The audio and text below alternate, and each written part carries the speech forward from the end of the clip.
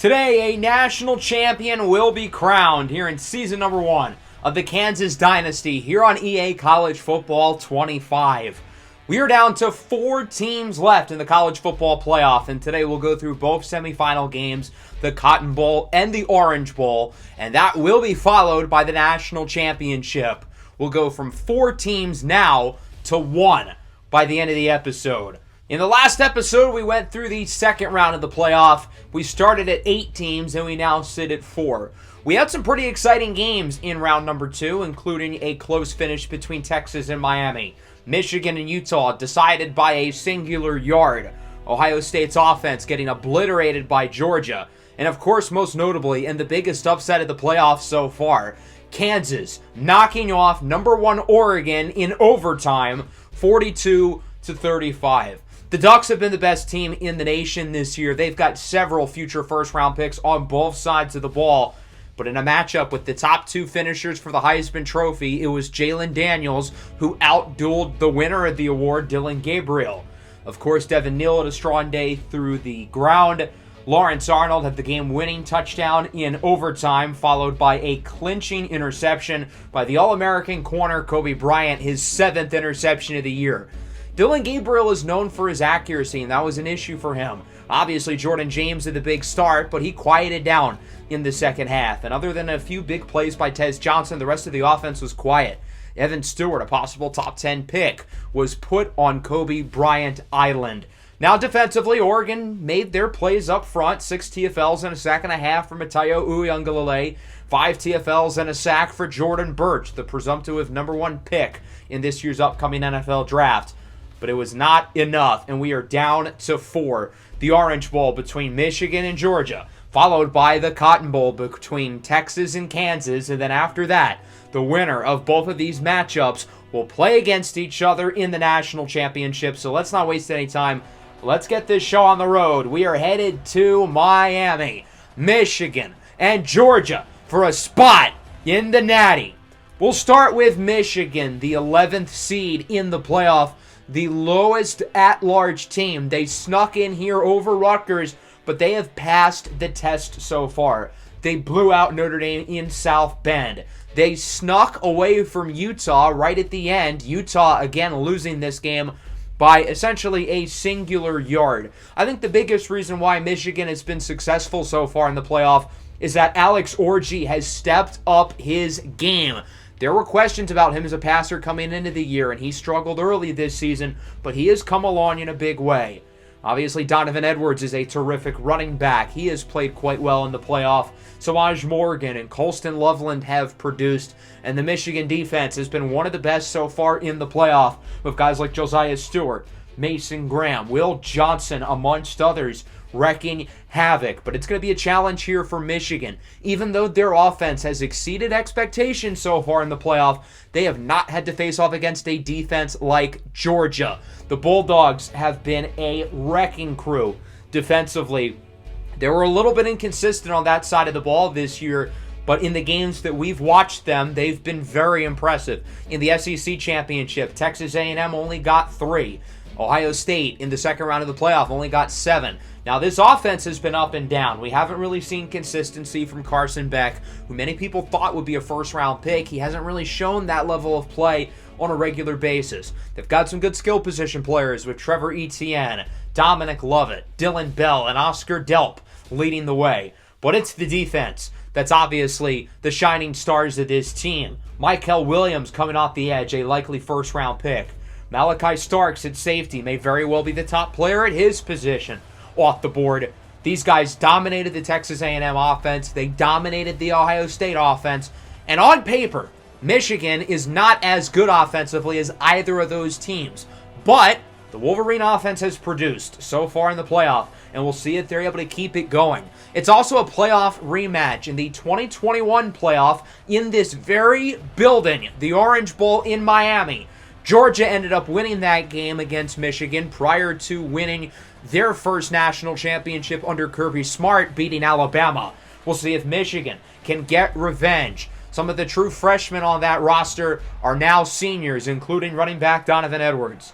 Georgia starts with it, 3rd and 10. Beck rolls out. He cannot get rid of it.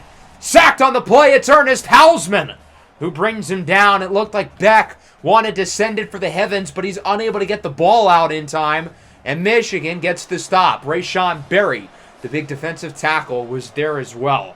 Michigan now with it. 3rd down and 3, a little bit past the 50. So already with good field position, it looks like it's a screen. Cole Cabana with a 1st and more past the 35, and a strong gain after the catch by Cabana as he gets around 16. 2nd and 7. Orji under pressure. Tries to get out of the sack, and he cannot. Multiple defenders in the backfield. Jamario Yates and Tyrion Ingram Dawkins there. On 3rd down, Orji looks to run for the 1st down. He almost gets it. Gaining around 13, and that'll bring out the field goal unit. Dominic Zvada has had his ups and downs so far here in the playoff. We'll see if he can tack on this one. It is through. And Michigan is on the board first with a field goal. They lead 3-0. And now we'll take a look at the Georgia offense. We'll see if they can get things going after the last drive was stalled by a sack. On 1st down, it's a handoff up the middle. Trevor Etienne trying to fight for yards. He's going backwards now. That's the wrong way, buddy. And it's a loss of around 2. I don't know what he was thinking there, but it's the All-American Will Johnson who brings him down, a potential 1st-rounder in this year's draft. And that'll make it a 3rd and 4. Beck looking with a strike up the middle, and a huge play after the catch from Georgia. It's Colby Young. Can he take it all the way? Not quite, but he does get 75 yards, and Georgia has it inside the 5. This offense has struggled so far when we've watched them, but they have excelled in terms of stretching the field for big plays. That was nearly intercepted. Carson Beck just dodged a bullet. Should have been intercepted. It was the linebacker, Jimmy Rolder, who had his hands on it. 3rd and goal. Etienne does not get it, but boy, is he close. 4th and goal at the half-yard line. Georgia's going to keep the offense out on the field. They weren't able to punch it in on 1st, 2nd, or 3rd and goal, but 4th time's the charm. Trevor Etienne, untouched, into the end zone for a touchdown, and the Dogs are on the board. It's now 7-3, and that'll wrap up a competitive 1st quarter. As we've talked about with Georgia, relying on the deep ball. 75-yarder for Colby Young. They struggled to punch it in. It took them 4 downs, but they were able to do it, putting themselves ahead. 7-3 through 1 as that sends us into the 2nd quarter. We'll see if the Michigan offense continues to produce. On 3rd down, nice throw up the middle by Orji, threading the needle. It's a 1st down reception by Tyler Morris, who was one of the best players on the field in their win against Utah in the previous episode. Following play, Orji under pressure on the run again. It's Colston Loveland, the potential 1st-round tight end, who gets it inside the 5. What a play by Orji under pressure with a dime. 1st and goal. The Don walks it in. Donovan Edwards with the touchdown, and Michigan regains the lead. It's 10-7. Georgia only let up 10 points in the first 2 games that we watched them. This Michigan offense clearly for real, but Georgia's going to look to respond quickly. A huge play past midfield. It's Dominic Lovett, the talented senior, who gets 35 yards. Georgia would march it all the way into the red zone, inside the 5 at the 3. 2nd and 1. Etienne walks the red carpet. Touchdown, Georgia. A good drive from Georgia. Not something you get to say about the Bulldogs very often, and that's no offense to their offense. It's just that normally when these guys go on a drive, it ends up with a speeding ticket. On 1st down, here's Orji with space to run up the middle. 1st and more, sliding it around midfield. Alex Orji has been impressive on the run so far as it's play action. Under pressure, trying to dance around the pocket, and he does! Orji with the most impressive gain of 7 I think I've ever seen in my life. 2nd and 3 now for Michigan.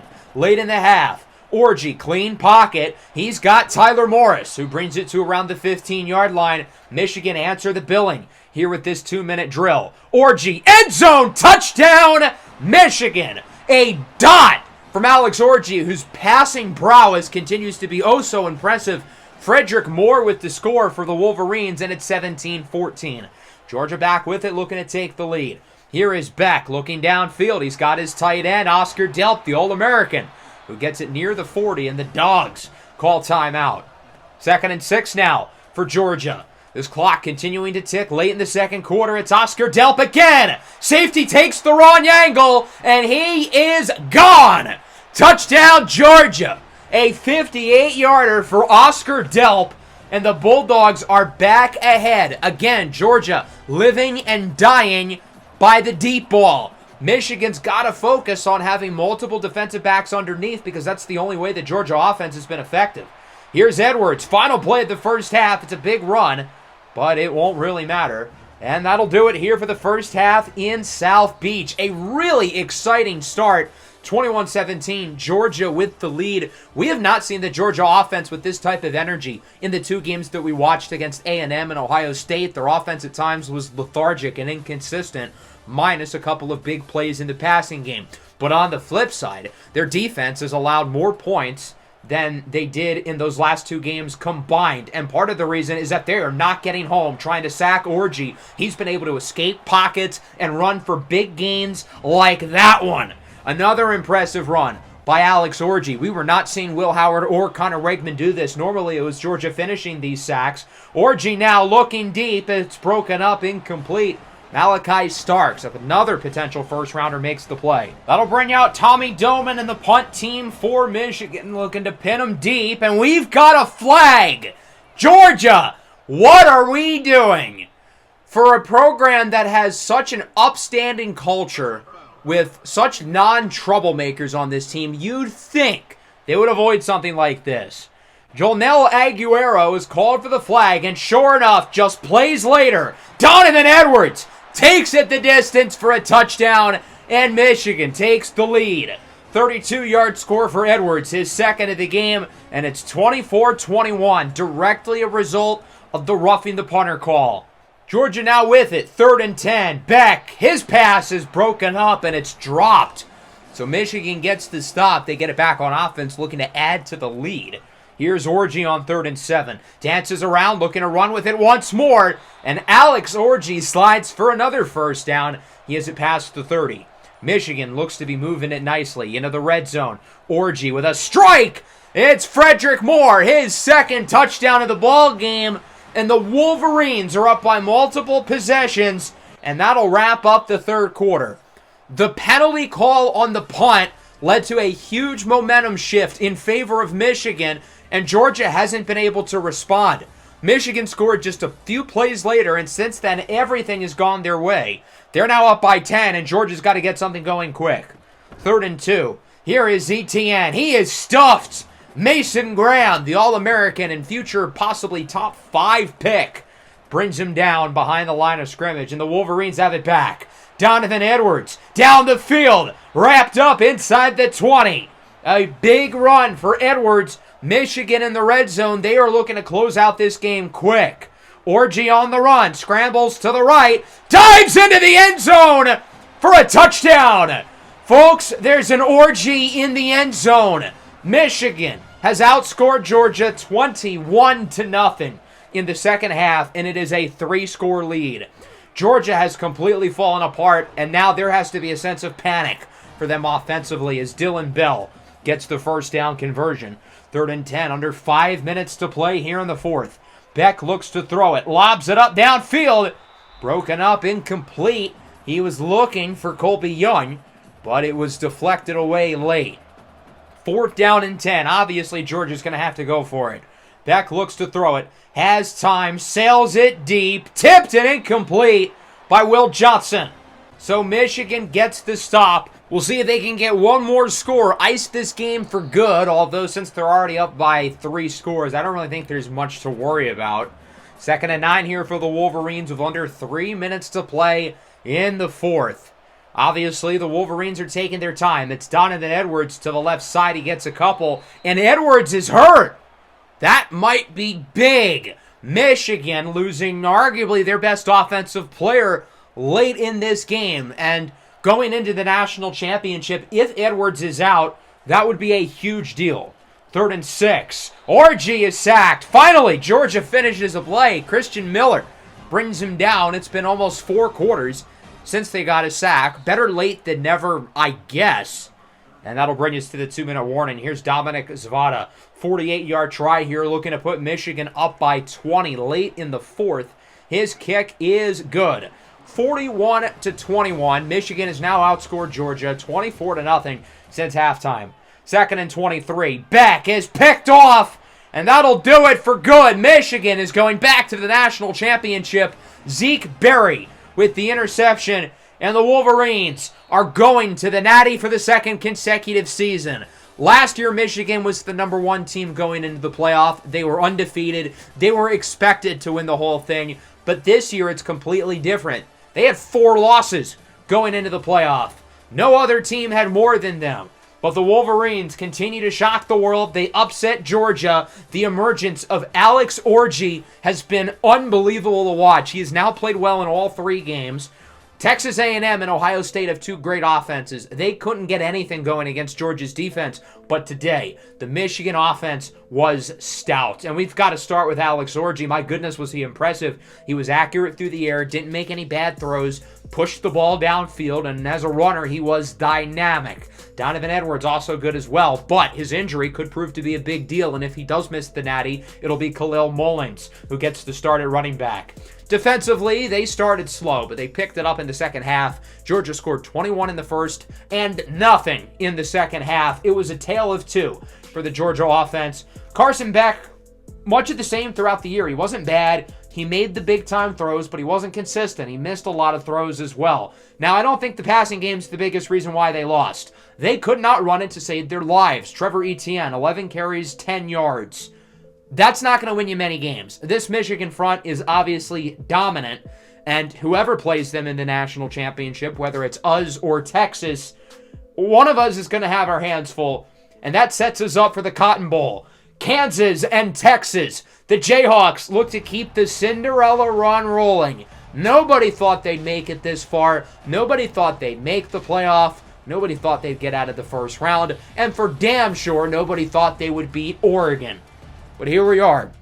Texas is the only team standing in our way of a spot in the national championship. And I feel like it's fitting that we're playing against the Longhorns because a few years ago, 2021, when Kansas was still not a good football program, they beat Texas in a game where the Longhorns were favored by a whole lot. One of the most impressive upsets in recent memory. And that game spearheaded this Kansas football program to be built into what looks to be a very, very strong squad. Now, we're going to have a hard time with Texas. Isaiah Bond, 200 yards and 2 touchdowns in each of the first 2 playoff games. Quinn Ewers has played well, and their defense has made timely stops when they need to. But look, our team is ready. We showed if we can beat Oregon, we can beat anybody, and that includes a great Texas team who you'd think is probably the favorite left for the national championship, with all of the higher seeds ahead of them now eliminated. But we've obviously got the personnel to beat them with Jalen Daniels and Devin Neal, a great receiving core, tight end Jared Casey, who scored the game winner a few years ago against Texas, which again spearheaded this Kansas football revolution. We'll see if our school can look to continue this improbable run and make it to the national championship where Michigan awaits the winner of this game later today.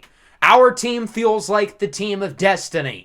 After squeaking into the playoff with a Big 12 championship loss, we beat SMU on the road. We upset Oregon in overtime in the Rose Bowl, and we'll see if we can keep it going against Texas. But again, the Longhorns are a great team. Quinn Ewers has played well in these playoffs. Cedric Baxter was key in their win against Miami in the second round. The defense against the Hurricanes was really impressive. Cameron Ward only completed 50% of his passes, including the game-winning interception by Malik Muhammad. Isaiah Bond, though, the junior receiver, has been arguably the best player through the entirety of the college football playoff, regardless of team, regardless of position. He has been a superstar. Again, 200 yards and 2 touchdowns in each of the first 2 games. And without Bond, Texas would not have beaten Tulane, and they would not have beaten Miami. But it's going to be a different challenge for Bond. He'll be covered largely by Kobe Bryant today, the All-American corner. On 2nd and 10, Ewers up the middle of the strike. Amari Niblack, the tight end, coming in from the transfer portal from Alabama with Isaiah Bond, of course. 3rd and inches, it's Bond in motion, and it'll be an RPO screen. Bond with a 1st and more. He is hit hard by Mello Dotson, but not before getting the first down, and the Texas offense is looking sharp early. 2nd and 7 for the Horns. Ewers again calls for pre-snap motion. It's a delayed handoff for Baxter with the spin move. He is decked by Marvin Grant, but not before getting the first down, and Texas keeps the drive going. Back to Baxter with space to the right side, and he is flipped over by Grant as Isaiah Bond is hurt. That's not good news for Texas. Bond strained his pec. He will likely return to the game at some point, but he might miss a large chunk of the first half, and that's going to be a big deal, given how well he has played in these playoffs so far. Handoff here for Baxter up the middle again. Looks to get by Dye. He does! Into the end zone for a touchdown. An impressive drive spearheaded by the sophomore running back, Cedric Baxter, and Texas leads it 7-0. On that play, there was so much space up the middle for him to run. Our run defense has had their good moments and their bad moments this year. That was certainly one of the bad moments. C.J. Baxter just ran over our defense, and it's weird because Miami's run defense really struggled against Baxter as well, but Tulane was able to stop him, and we'll take our first look at the Kansas offense already trailing 7-0. Does this team have another win left in the tank or two? As it's Luke Grimm on 3rd and 2, and the Grim Reaper gets the first down. Depending on if Kansas wins this game, there's a real shot that Grimm ends up leading the NCAA in terms of catches and yards for the entire season. Devin Neal with a juke move. Another move. Devin Neal down the field. He is gone. Touchdown for Kansas. But there's one problem. Holding on Bryce Foster, the center. This play is coming back. The touchdown negated off the board. It remains 7-0. 3rd and 4. Here is Daniels looking to run up the middle, and he will get the first down. Good job there by Jalen Daniels, evading pressure, avoiding the sack, getting the first down, and sliding before he gets hit. 3rd down up the middle. It's broken up, nearly intercepted. He was hit as he threw it, and he's lucky that did not end in a turnover. Anthony Hill Jr. got a hand on it, and here's the field goal unit. Owen Piper-Gerdes makes the kick. It's a 42-yarder, and that'll make it 7-3. So a solid first drive for Kansas. They only end up with a field goal.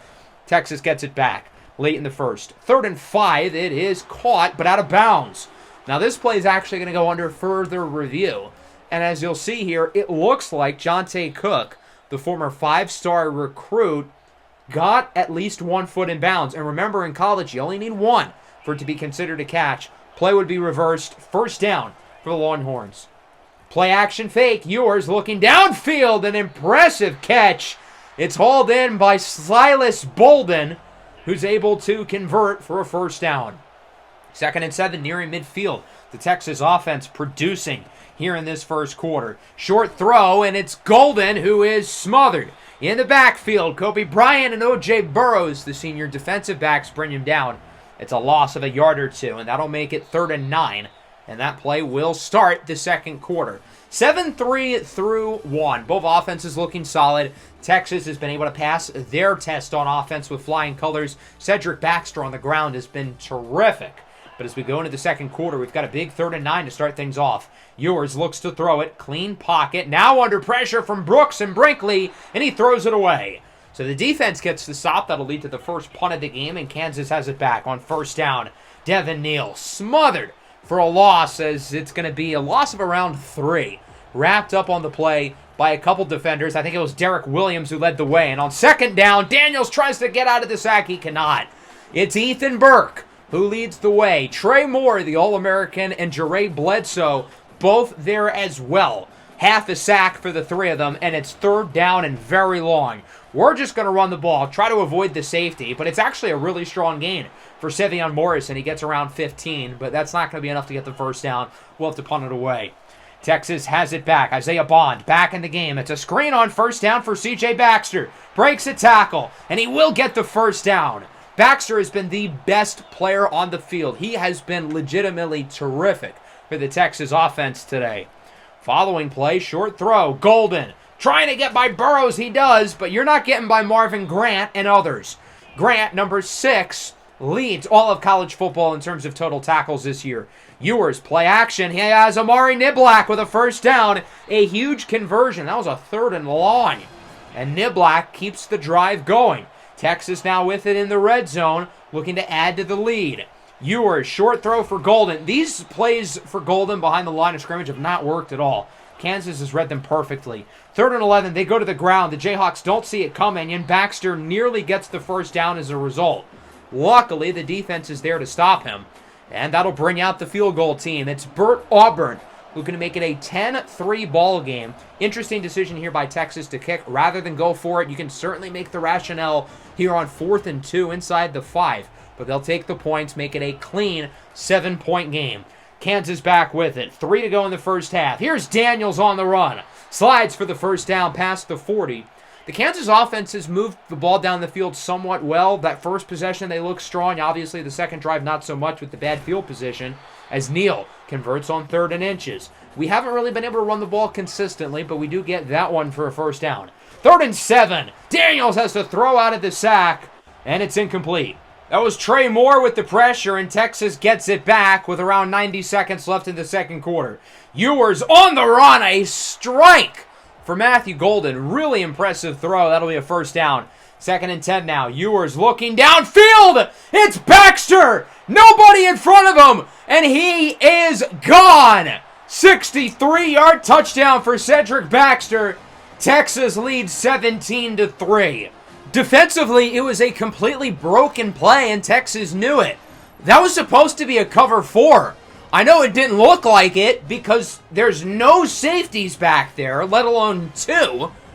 But that's what we were supposed to do. This Texas offense is dangerous when they're stretching the field. We've been playing cover 3, cover 4 throughout the game, as we did on that play, but it was broken from the start, and Baxter takes advantage with a 63-yarder.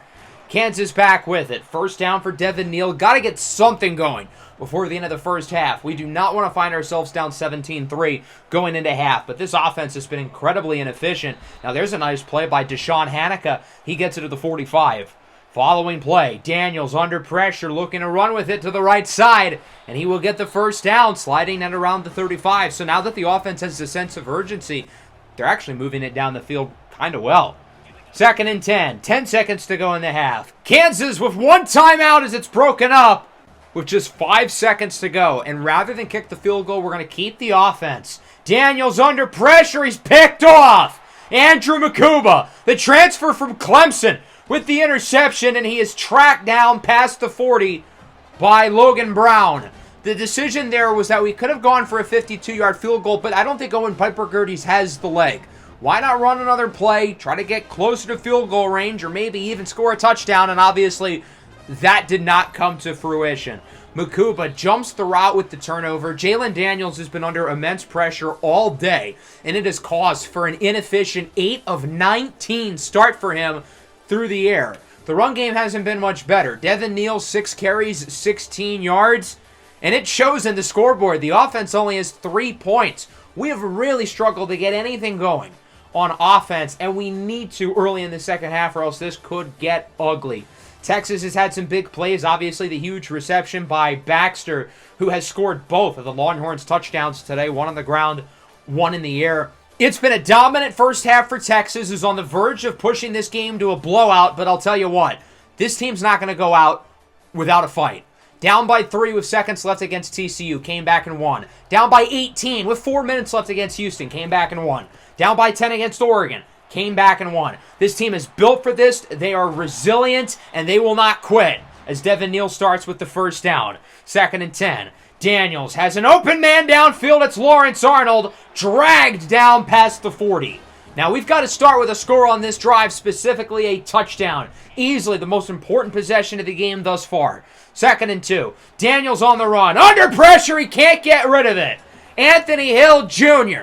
is there with the sack, the talented sophomore linebacker, and it's 3rd and 15. Kansas backed up, needing a big play, and they got it.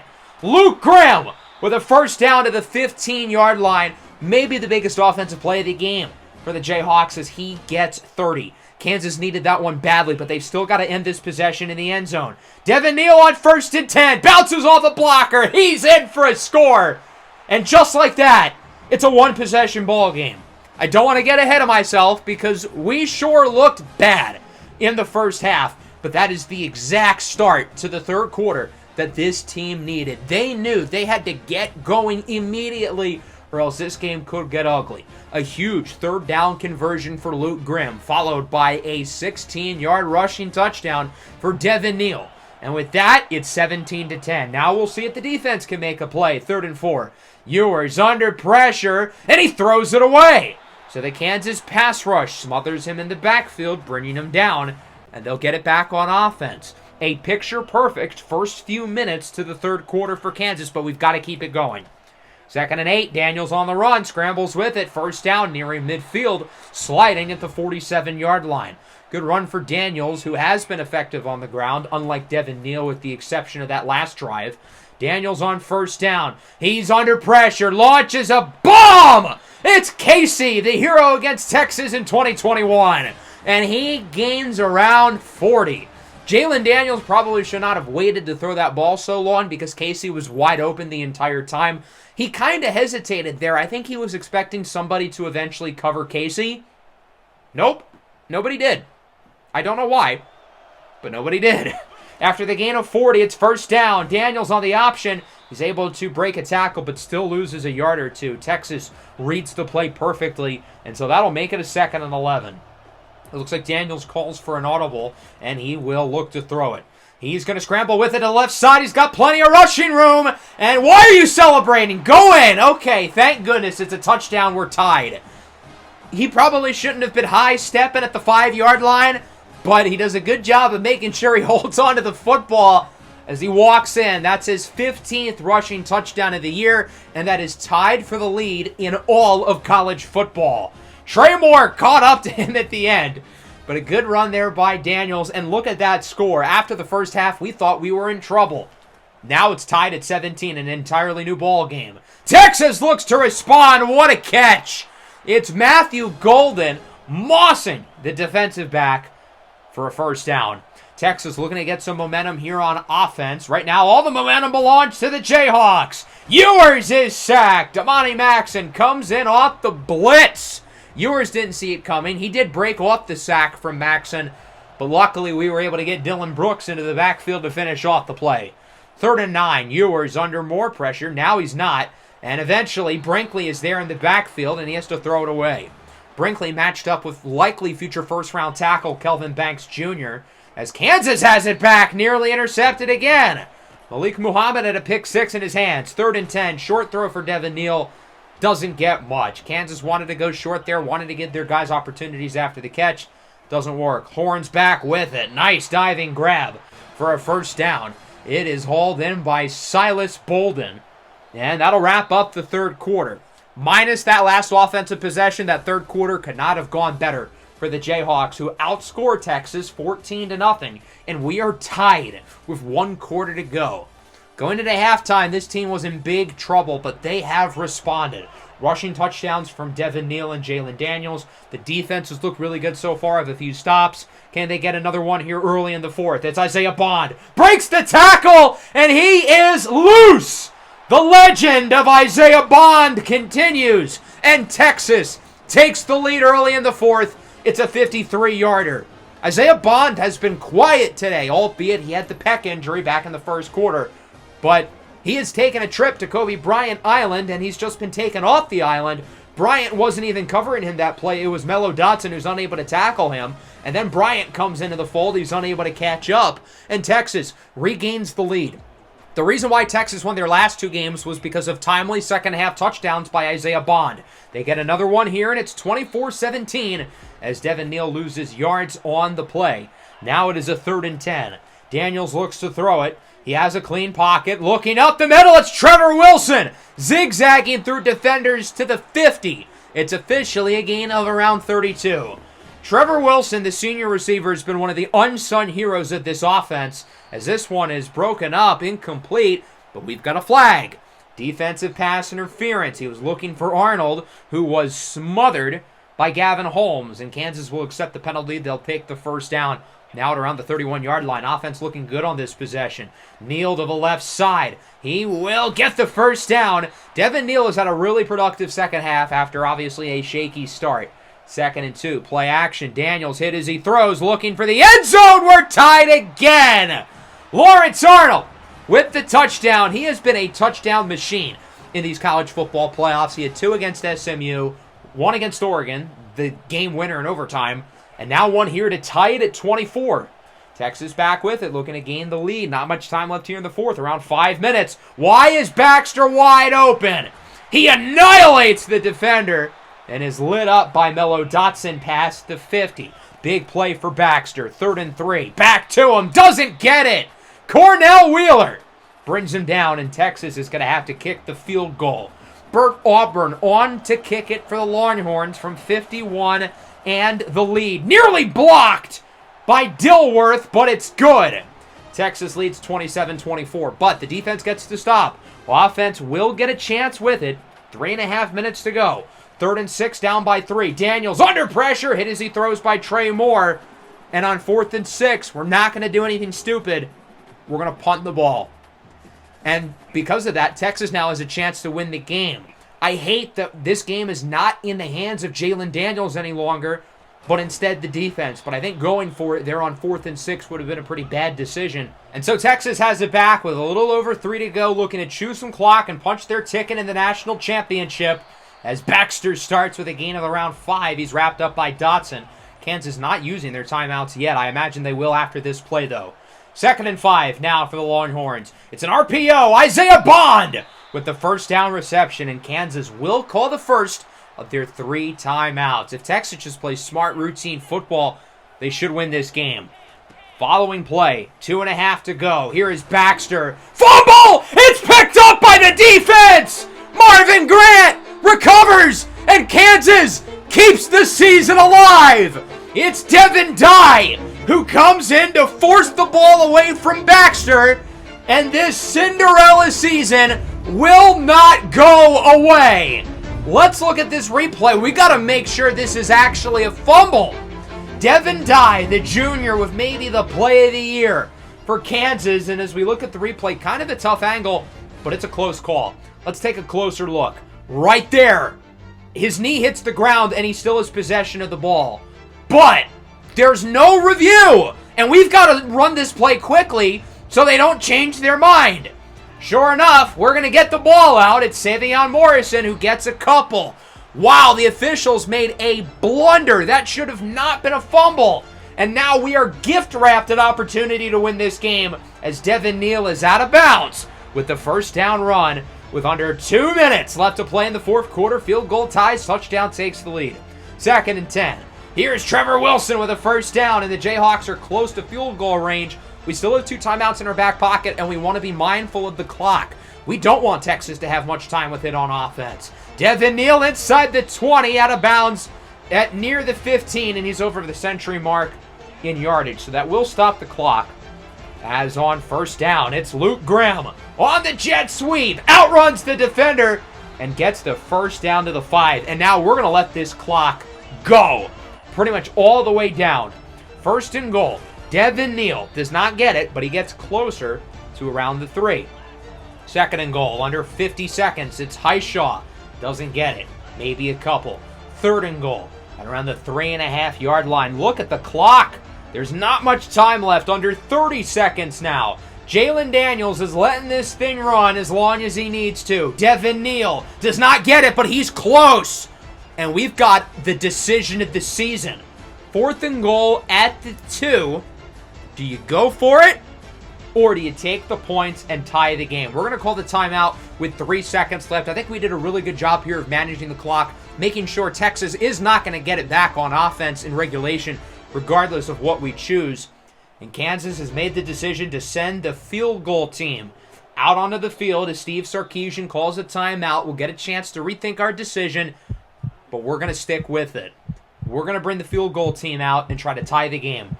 Owen Piper Gerties, it's a chip shot from 20 yards out. It is right down the middle, and we are tied with a second left.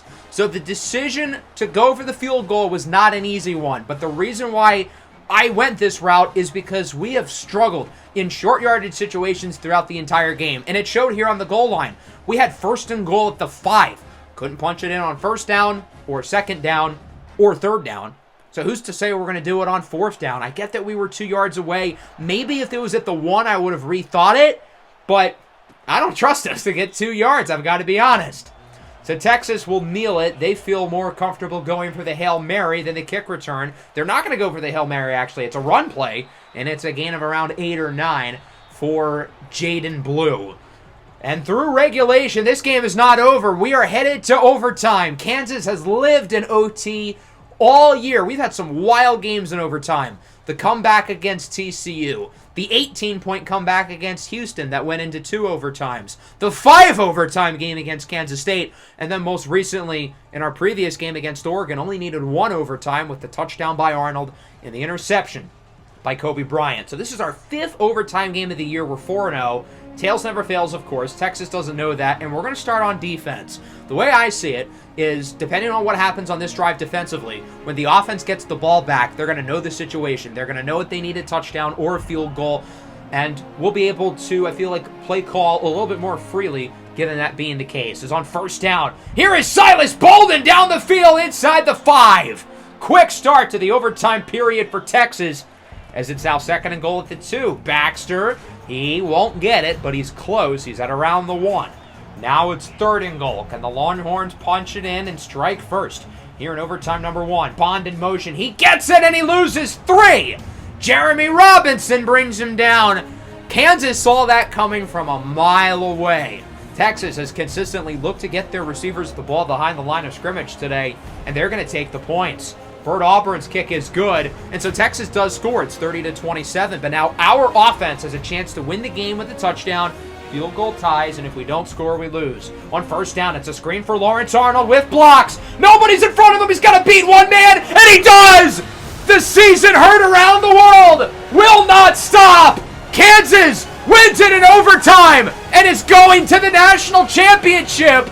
Lawrence Arnold with the screen. He scored the game winner in overtime last week, and he does it again.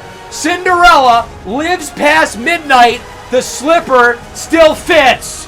33-30. Kansas is going to the national championship to face off against Michigan. We were down 17-3 at halftime. But as I said during the break, this team does not quit. They are resilient, and at the very least, they're going to go out swinging. And I think it's fair to say they just hit a grand slam.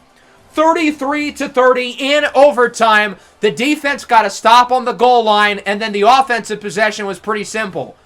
It only lasted 1 play. A screen for Arnold, his 5th touchdown of the college football playoff alone. And somehow, some way, Kansas is going to the Natty. What a game. These guys fought until the very end and found a way to come from behind another large deficit. Jalen Daniels was inefficient, but he made big throws in the second half when he needed to and delivered in the big moments per usual. Devin Neal had a big second half. Lawrence Arnold, 3 catches, 2 touchdowns. This dude lives in the end zone. I think half of his receptions in the playoff have gone for touchdowns. Defensively, it was not a perfect game by any means, but when we needed stops in the 4th quarter, we got it. The fumble, forced by Devin Dye and recovered by Marvin Grant, which was the turning point in this game. Again, this is not a fumble. His knee is down, and as you'll see, that's what jars the ball out, him hitting the ground. We were gift-wrapped this game by the officials. But I'm not complaining. As for Texas, another strong game from Quinn Ewers. He's definitely not the reason why they lost.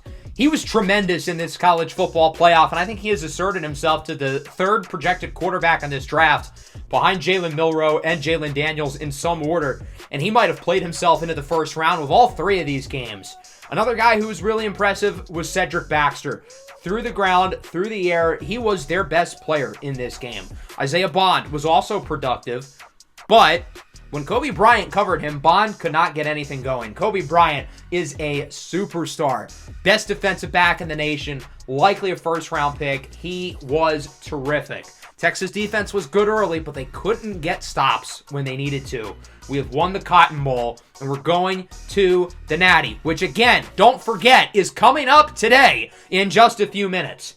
As I simulate the week, Zach Stokes commits. I guess he liked what he saw against Texas. We're going to have multiple conference players of the week, being that we're the only team who played in the conference. Kobe Bryant wins it defensively. Very well deserved. He didn't put up the big numbers, but he shut down Isaiah Bond in coverage. I'm honestly surprised they gave it to him, but he completely deserves it. He was our best defensive player. Jaylen Daniels wins it on offense, and there you go. Michigan versus Kansas in the national championship game for all the marbles. We had the chance to do something unprecedented. Win a title in season 1 and give this program their first championship in school history. Welcome to Mercedes-Benz Stadium in Atlanta, home of the 2025 National Championship. It all comes down to this. We have followed the entire college football season and the college football playoff closely, and we are down to 2. We'll start with Michigan, the team who won the national championship a season ago over Washington. This team lost a whole lot of talent. Their starting quarterback, their star running back, multiple key offensive linemen, multiple key players on defense, and they have made it back. Certainly was a lot rockier of the road than it was last year, losing 3 regular season games and the Big Ten championship, but they slid into that final spot in the playoff, and they've managed to get here, and they have earned it. The challenger is the Kansas Jayhawks, and I see a lot of parallels to Washington last year, a team who traditionally isn't some elite program, but they've got the right group of guys who's been able to lead the way, and we'll see if they can get it done one more time. Shocked the world with a 14-point comeback against Texas and a 10-point comeback against Oregon with 2 overtime wins. Jaylen Daniels with a good performance today against an elite defense could cement himself as the new frontrunner to be the number 1 pick. Devin Neal, Luke Grimm, Lawrence Arnold, all these terrific offensive players, and then the defense, of course, with the talented freshmen, Dekias Brinkley and Damani Maxon, and of course, a key senior class with Kobe Bryant, Marvin Grant, and others. It's the final rodeo for these guys, and we've been knowing that's a possibility for a while. We thought it would be the Big 12 championship, then we thought it could be the SMU game, then Oregon, then Texas, but these guys are still fighting. But no matter what, this is it for this historic senior class. Guys like Jaylen Daniels, the greatest quarterback in school history. Devin Neal, the hometown kid from Lawrence, Kansas. How storybook would it be when these guys signed here a few years ago? Kansas was a laughingstock. They were the worst Power 5 program in America.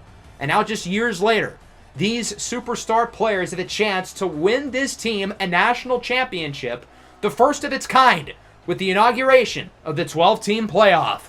Michigan will start with the football. It's going to be a challenge stopping Alex Orji with how impressive he has been in this playoff. Kansas rocking the all-red uniforms for the first time all year as Orji sends it up the middle. It's caught by Tyler Morris for an early first down. We've got movement at the line of scrimmage. Got to avoid the sloppy pre-snap penalties. It's on Jeremy Robinson, another one of the seniors.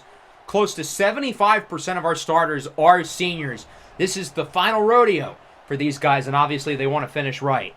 2nd and 9, short throw. It's Morris who is smothered in the backfield. Another one of these key seniors, Kobe Bryant, a potential first-round draft pick, makes the play.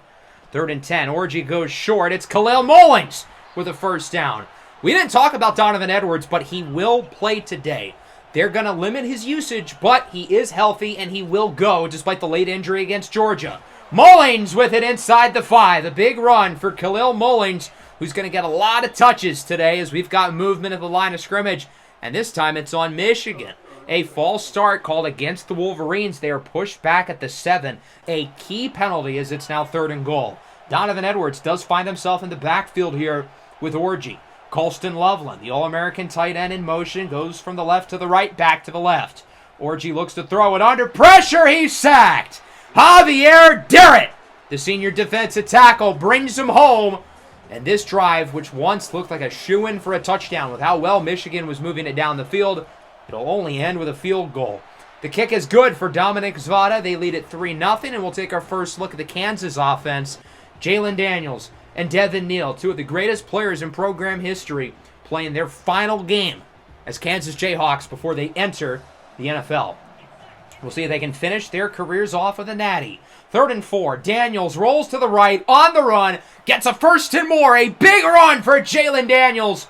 to the 45. I'm really curious to see how these guys look against the Michigan defensive line. We've been able to fare up fairly well against great units with Oregon and Texas, but Michigan's got some studs up front, including Ernest Hausmann. He has 2.5 sacks this year, all of which have come today. He had 1.5 against Georgia and has 1 now. Now's on a 3rd down as well. And Kansas is going to have to punt it away, and it's a pretty good one. A lucky bounce down at the 8. What a punt by Damon Greaves. Michigan with it, 3rd and 1. Donovan Edwards does not get it.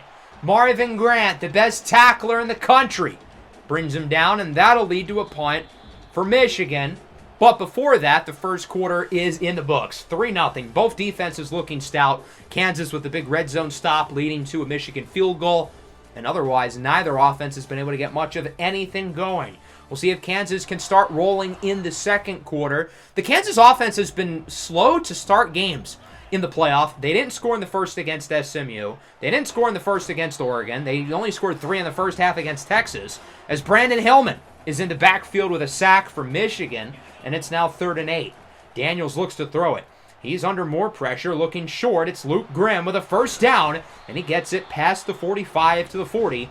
Grimm with his NCAA leading 100th reception of the year. Devin Neal with it on first down, and he's got nowhere to go. Will Johnson brings him down. A couple other defenders in the range as well, and so that'll make it a 3rd and 7. Daniels has a little bit of time, gets it to Skinner, who does not get the first down. It's 4th and 2 at the 50, and the offense will stay on the field.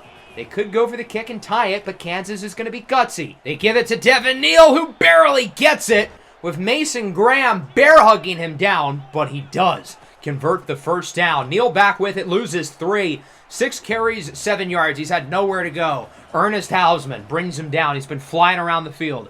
3rd and 5. Daniels with space to run with it. He had some room to the right. Cuts to the left instead. Hausmann brings him down. And after all that, they'll go for the 40-yard field goal. It's close, and it squeaks in. A close one from Owen Piper Gerties, but he gets it to go in.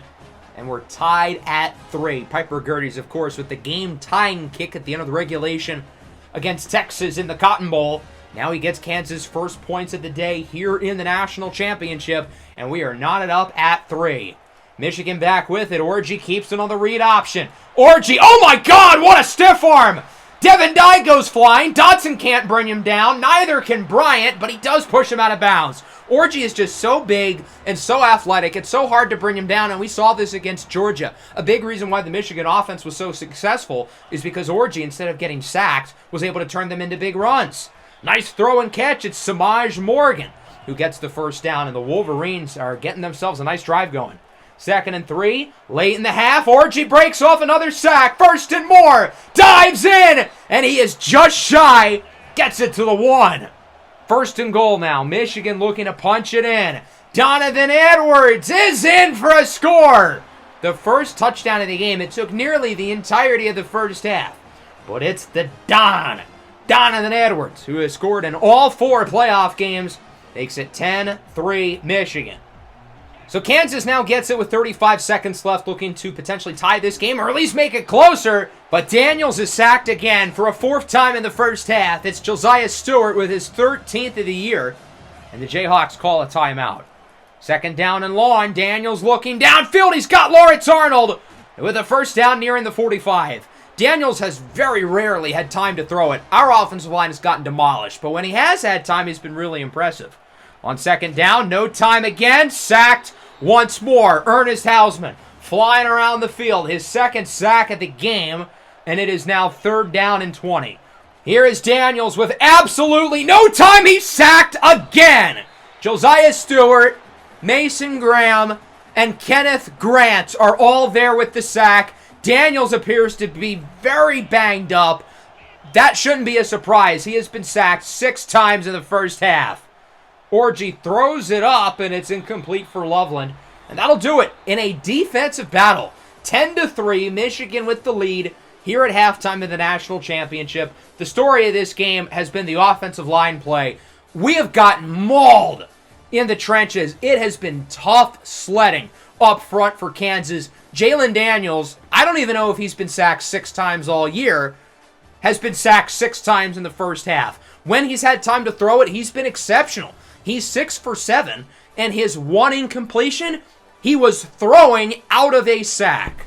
Devin Neal has not put up much on the ground. I think he has single-digit rushing yards, but it's not his fault at all.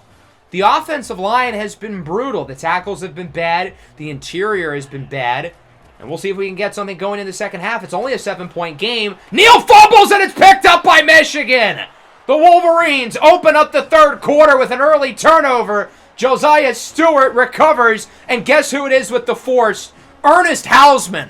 Where has this guy come from? I didn't even know his name before this episode started. He was the best player for Michigan's defense against Georgia, and today he looks like an all-pro. I don't know if he was down, though. The booth will not review it, but I got to take another look at this. I think he was down, and as we can see by the close-up replay, yeah, he's down right there. Arms down, elbows down, and that's what jars the ball out. We're going to throw the challenge flag, and we need this to be overturned or else our season is in major jeopardy. Clearly not a fumble, and the officials would ultimately overturn the call. Kansas keeps possession. A huge break for the Jayhawks as it's 2nd and 7. Daniels up the middle. First down. He actually had enough time to throw it. He didn't have much time. There was 2 guys right in front of him, but he's able to get it out. On first down, Neal smothered, loses 2. Kenneth Grant brings him down. I mean, we can't run the ball, and we have no time to throw the ball. How else are we supposed to score? Daniels on the run, tries to outrun Hausman, and he cannot! Ernest Hausman with his 3rd sack of the night. That's 7, I think, now for Michigan. I've lost count. 3rd and 13. Daniels looking downfield. Grimm is wide open! When in doubt, get it to the Grim Reaper as he looks to kill the opposing defense. And the Jayhawks get the first down. They'll keep the drive going. Daniel still has only thrown 1 incompletion despite having no time at all. That one is going to be broken up.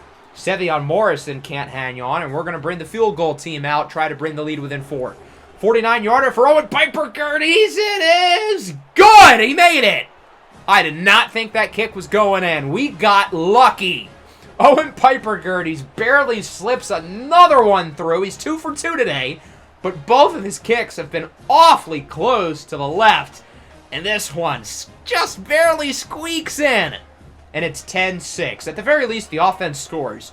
And Michigan has it back. Up by 4 on first down.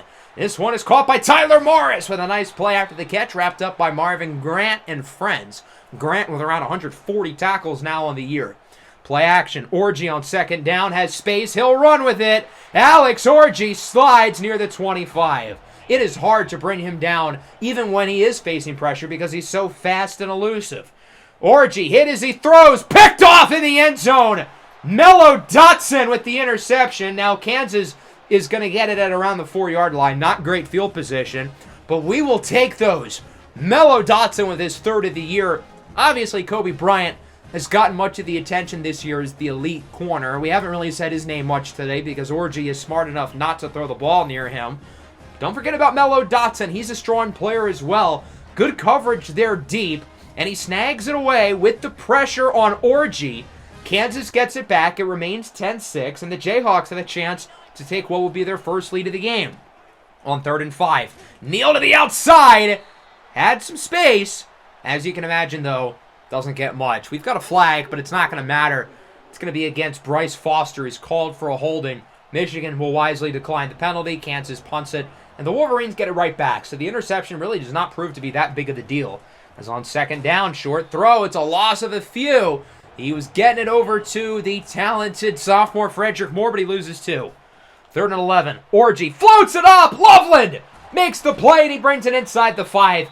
He had just a step or 2 on O.J. Burrows, but that's all he needs for Orji to place that throw in the basket. And that'll wrap up the 3rd quarter. Another low-scoring frame.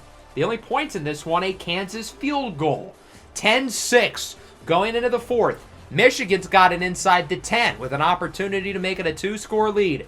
Defense has got to get a stop. Offense has got to get something going. Our season comes down to these next 10 minutes. Michigan may have the lead, but we are far from out of this game. We have come back from much steeper. Mullings loses yardage on first down. That's a good start. 2nd and goal now from the 7. Orgy in empty, looking up the middle, and it is broken up incomplete. And that brings us to the biggest play of the game so far. 3rd and goal at the 7. Cabana, the running back in the backfield this time. Orgy looks to throw it, looking, and it is caught well shy of the end zone.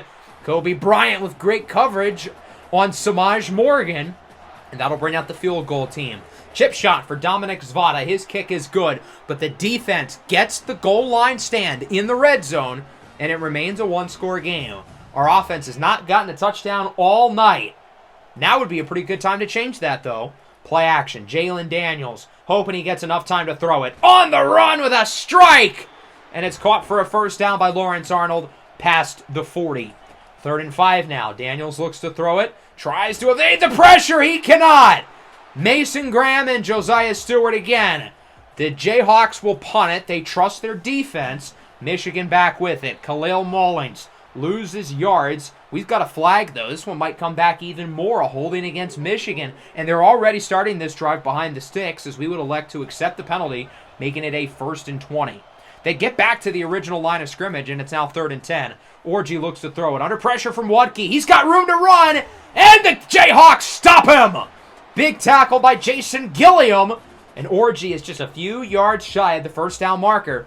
And with 4:16 to go in the 4th, it feels like now or never. We've got to score a touchdown here. We haven't all day. Devin Neal with a good start. He gets 7. One of the most successful runs of the game. They'll go back to Neal. He's got a first down. If we can set the tone on the ground, that'd be a big deal. There's still plenty of time. We don't need to worry about the clock just yet. Is on first down. Daniels screen. And Michigan sees it coming. That's the play that won him the game against Texas to Lawrence Arnold. But he can't hang on. Daniels, by the way, still has not missed a throw. All of his incompletions are drops or throwaways. Another drop. This time it's Grimm. Not a great pass, though. That was a hospital ball. Now it's 3rd and 10. Daniels looking up the middle. What a catch! First down for Luke Grimm. Now past the 50, under 3 to go. Here's Sevion Morrison. Fumble! Still on the ground, and it's picked up by Arnold. Thank God. That was clearly out as well. Helen Keller could have told you that was a fumble. Actually, probably not. She was deaf. 2nd and 6. Here's Daniels on the run.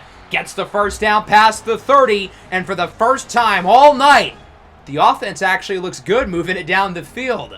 We have not looked cohesive as an offensive unit at all, but with the sense of urgency, our team is delivering. But we've still got another 30 yards to get through. After the 2-minute warning, Devin Neal with a juke move gets another first down, and Kansas, for the first time the entire game, is in the red zone. Devin Neal with it to the right side, and he gets around 5. We are getting closer and closer and closer. 2nd down. Here's Daniel Hishaw, gets a few. And now it's 3rd down and 3. Less than 1:20 to go. Here is Daniels with it under pressure from Graham, and he's going to throw it away. Does a good job avoiding the sack, and now it's 4th and 3. This isn't technically for the game. We do still have all 3 timeouts, but if we don't get it, we completely take this game out of the hands of the offense and are going to rely on the defense to get a stop. So we have to convert here. The season could be on the line. This could be the final play for our offensive guys. Daniels, quick throw. Casey hangs on and goes down immediately. So the Jayhawks get the first down. They've now got it at the 5. Just over a minute to go. 1st and goal. Devin Neal walks it in. Touchdown, Kansas. And they're an extra point away from tying this game.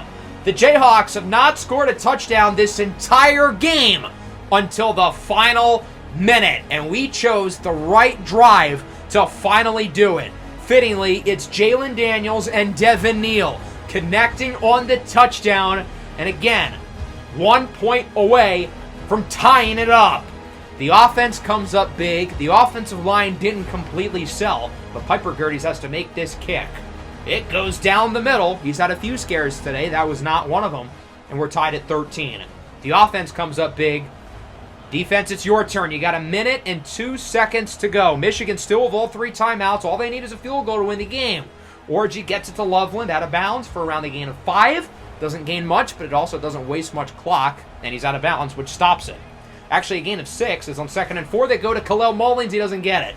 Now that brings us to a pivotal 3rd and 6. Orgy with plenty of time. That one is caught for a first down by Samaj Morgan. That was close. Good play after the catch, but he gets just enough. Following play, Orgy up the middle. Tyler Morris gets a few, and they will use the first of their 3 timeouts.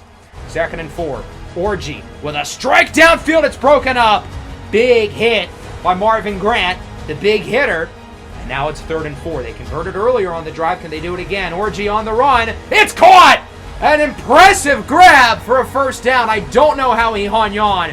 That was Morris, and Michigan calls their 2nd timeout with 30 seconds. Orji rolls to the right. Trucks Maxson.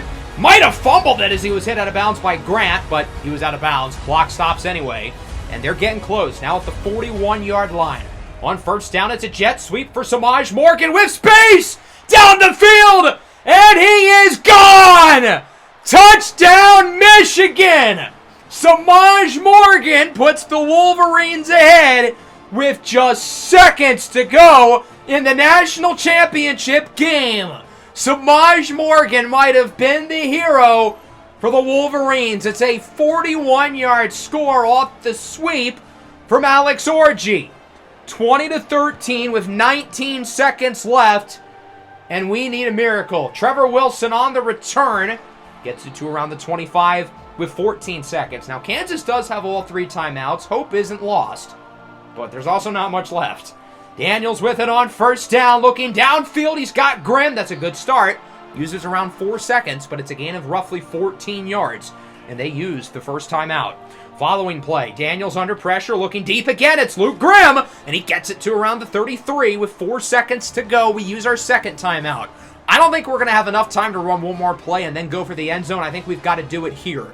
2 good plays from Daniels to Grimm put us in range for a Hail Mary, and that's what our season will come down to. 4 seconds left at the 33-yard line. Daniels is going to have to throw it up in the end zone and hope for the best. This is it. Our season on the line. Daniels has time. He's going to get it there. For all the marbles, Daniels sends it up. Tipped. Incomplete!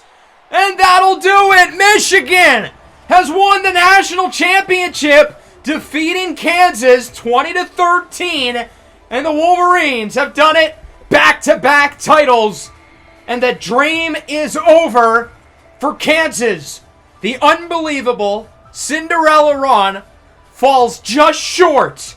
And Michigan has defeated us in the national championship after losing J.J. McCarthy and Blake Corum and Jim Harbaugh and all those players to the NFL. They come back and get the job done again. And for our Jayhawks, the season falls just short in agonizing heartbreak. We were this close. We beat SMU. We came back by 10 against Oregon. We came back down by 14 against Texas. We came back down by 7 against Michigan.